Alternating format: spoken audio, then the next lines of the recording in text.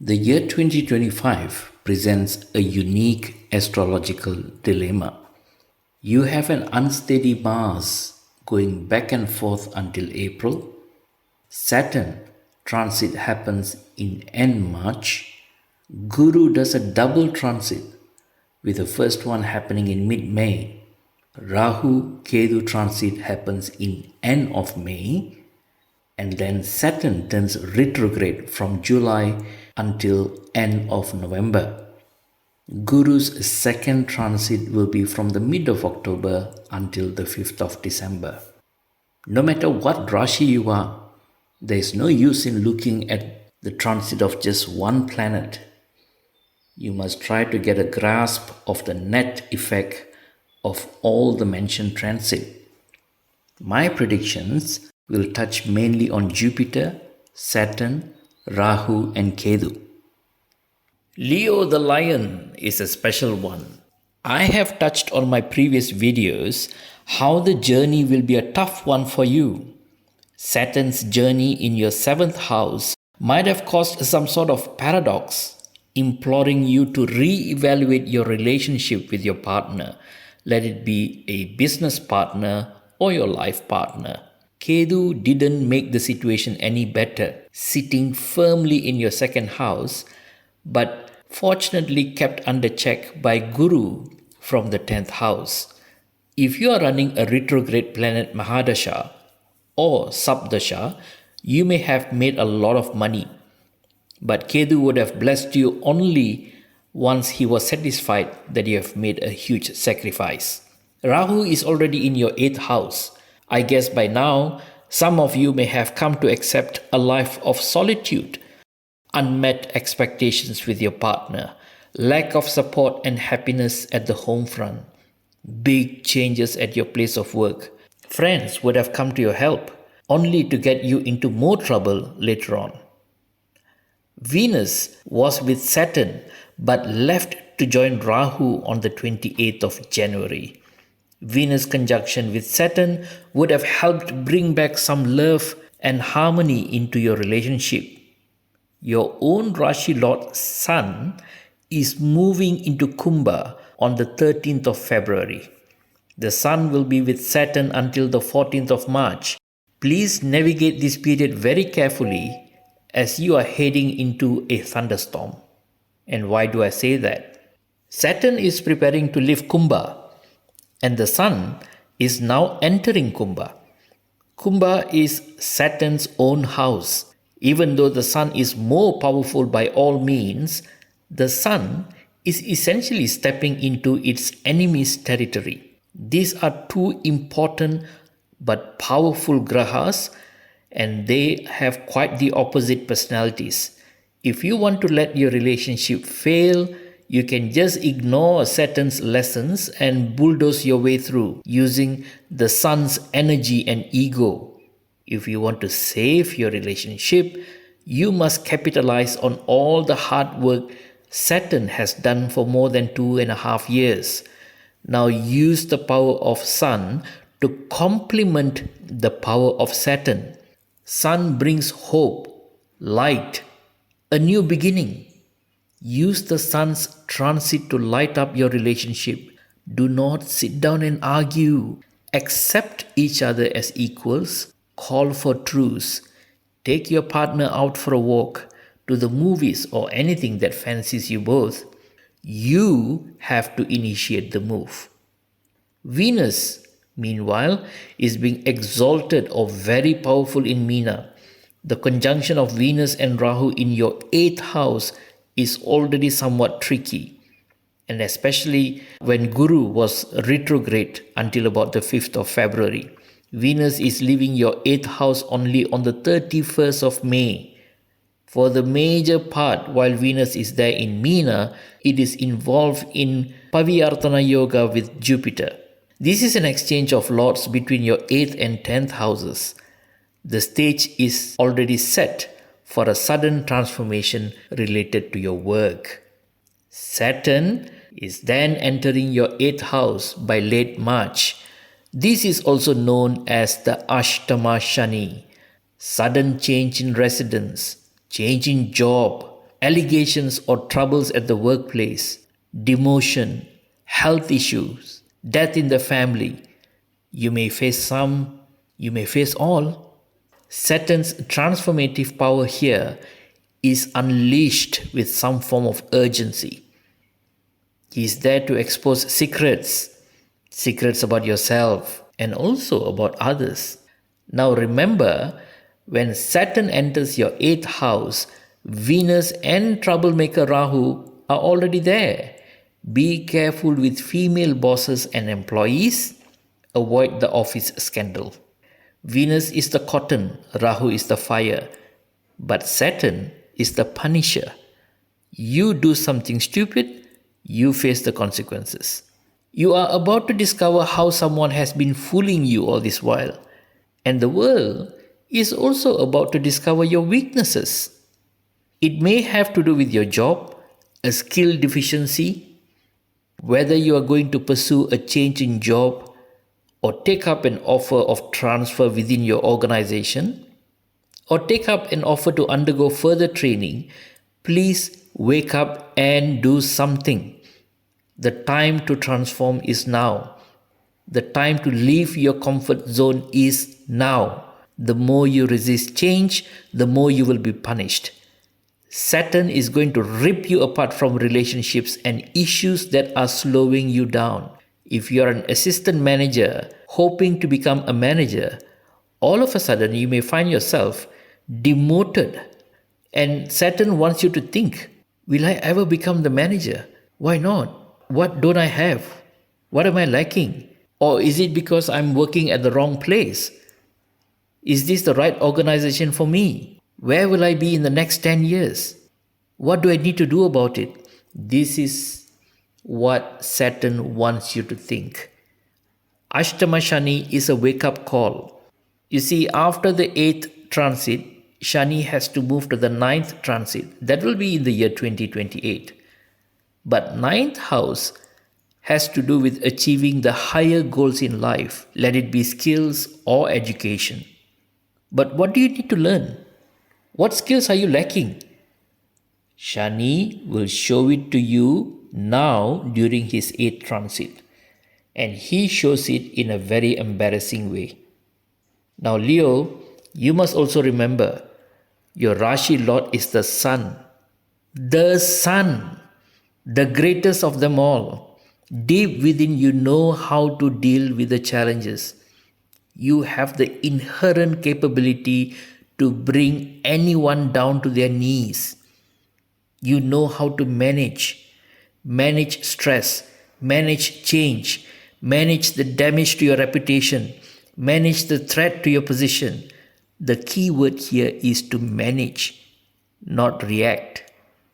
And you must put on your thinking cap before Kethu enters your own house, Leo, by the end of May. But before we talk about Kethu, let's take a closer look at your own Rashi Lord, the Sun. The Sun is the biggest graha in Vedic Astrology. Not a planet, a graha. He is the one who gives light. He never goes retrograde. He is the supreme leader. He radiates with pure energy. He is weak in Tulam or Libra, which means he is very strong in Mesha or Aries. The Sun enters your 8th house in mid-March. Here, he is entering into a battle with troublemaker Rahu. Initially, he is eclipsed by Rahu.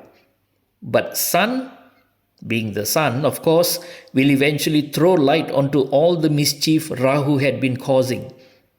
So in the last 2 weeks of March, you will have sudden moments of self-realization. If you seek divine help, you will be able to identify the problems you are facing. When Saturn enters the 8th house by end of March, you will go through a moment of self-doubt. Mental pressure will increase. Be prepared. Be extremely careful. Why? You just need to wait until mid-April when Sun enters your 9th house. Now this is a good thing. From mid-April to mid-May, you will encounter luck and validation. There are chances of sudden promotion, despite all the negative rumors right in the beginning. Your bosses will take notice of your hard work, let it be in the pursuit of higher education or at work. You will win favors from the government. Father's health and status will improve. Long journeys will bring in the desired results.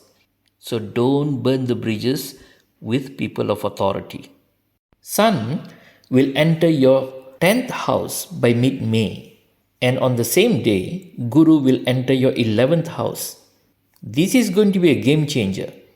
Your career is definitely getting a boost. Use this period wisely. If you get a promotion, go for it. If you haven't got a promotion and you think you deserve one, ask for it. If you had been patient at your place of work but nothing is getting recognized and now you have this fantastic offer coming from another place, go for it. What about Saturn then? Isn't he in the 8th house? Yes, of course he is. But Sun is the father of Saturn.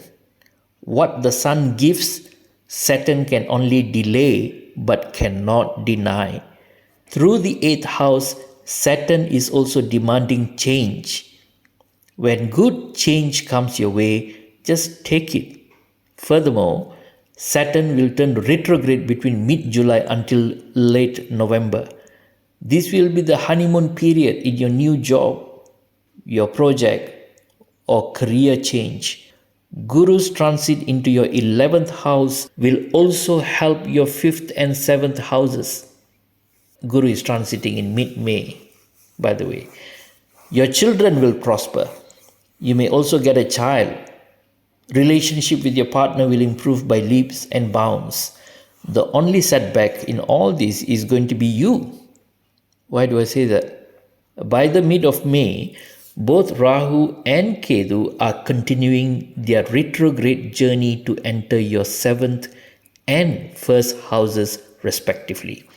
First of all, Guru is already shining his favorable rays onto your 7th house after his May transit.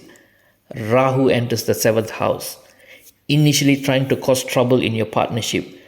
But Saturn has done so much work. Saturn has cleansed your 7th house by then. If you are in a stable long-term relationship, Rahu shouldn't rock the strong foundation that has been built. But Rahu, being Rahu, will make you experiment with new associations. If you are looking for a new partner, of course it may benefit you, but never trust someone in the first instance. Always check the person's background carefully. Rahu can also bring about a change of behavior pattern in your partner. If previously Saturn made your partner slow, emotional, gloomy, Rahu will now fire up their character. All of a sudden, your partner will be full of ideas and rise to conquer the world. Be supportive, but be brave to put forward your thoughts in a constructive way. Make sure you have enough energy to deal with the demands of your partner. Exercise. What if you are still not attached? In this modern world, people often leave their home, they go abroad or work very far away from home. Now, Rahu's entry into the 7th house may indicate that you are going to find a partner outside your culture and norms. You will experiment a lot in relationships. Remember the lessons already given by Saturn. Don't try to maintain too many relationships. Take a step back, evaluate, and go for quality. Kethu is there to give you the intuition. Kethu will be entering your own Rashi Leo. Kethu is a sannyasi. He's more interested in spiritual development. So as soon as Guru is preparing your partner to make peace with you, your mind is drifting towards somewhere else. Kethu's effect is good. You introspect, re-evaluate, reinvent. You will be forced to let go of your ego and self-importance. You will be ready to sacrifice yourself for your partner, but balance things well. If you are married, you should be able to provide the physical pleasures too. Don't be so cold towards your partner and Don't neglect your own hygiene and personality.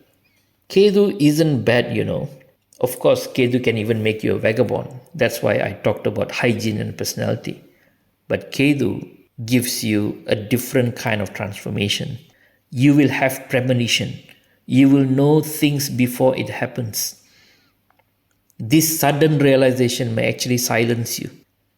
But don't withdraw completely from the material world, especially when you have others depending on your existence, your partner, your children, your work colleagues. Perform your activities that will satisfy the demands of Ketu. Meditate, pray to Lord Ganesha, explore yoga. But this isn't the time to run behind a fake Guruji and ask him to fix your problems. Nobody can come and fix your problems. It is time for self-reflection and self-realization.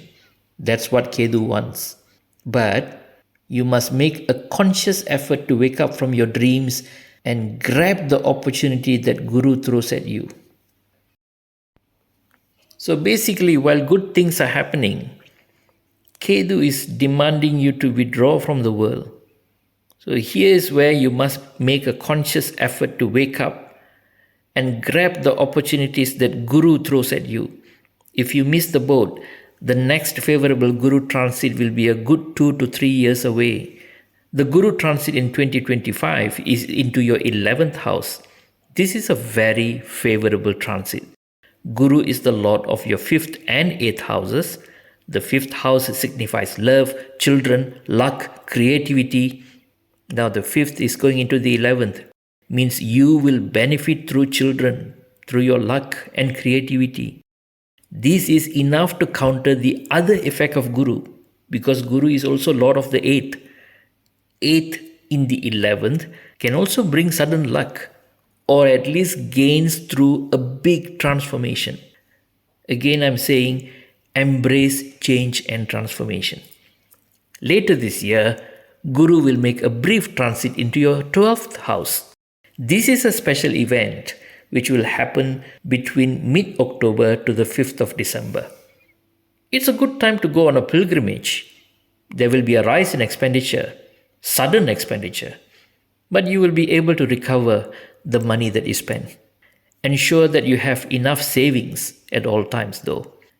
In summary, managing transformation will be the main theme of 2025. The combination of Ketu and Saturn's transit will demand changes in your thinking, your attitude and approach, often in a very rapidly changing environment. Do not entertain negative thoughts, as spectacular events will also happen between mid-May to mid-October.